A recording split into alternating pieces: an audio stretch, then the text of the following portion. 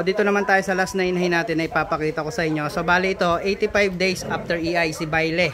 So ito po 85 days na buntis yung baboy, halata nyo na po agad. Kitang-kita nyo na agad yung baboy na buntis or hindi. Gusto nyo? Yan po si Baile. December 17 ng na EI, April 12 po yung anak niya. So yan.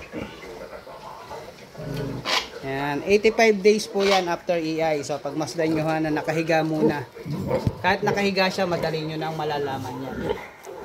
Yan, 85 days after EI. So durok po yan na durok large white naman po yan si Baile.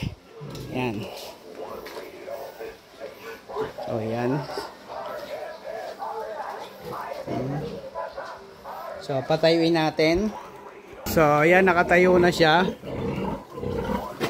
Ayan o, patayo siya, kita nyo yung tiyan niya dito.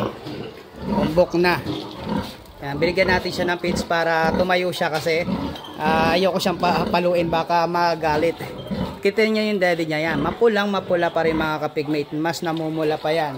So dito tayo titingin sa pagitan ng hita niya. So ayan. So mapapansin nyo,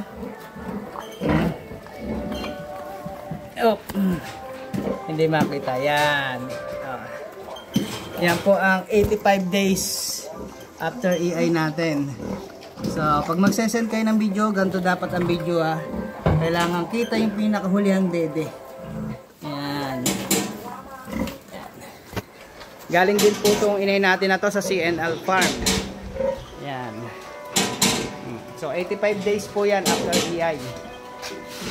Kaya halatang halata na.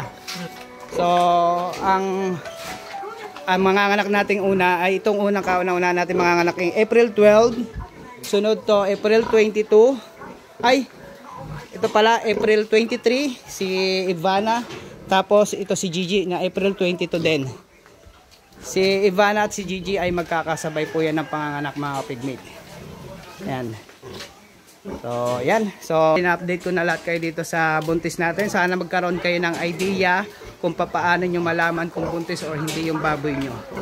Kasi doon sa share ko lang doon sa ano nga ba yun, yung parang pang check kung buntis daw or hindi yung baboy, parang sa inano rin sa tao, sumasablay po doon. Kaya mas maganda may idea kayo para malaman nyo kung buntis or hindi yung alaga nyo. So yun lang, magandang araw sa inyo mga kapigmate, mga ka-reels. Good morning, good morning.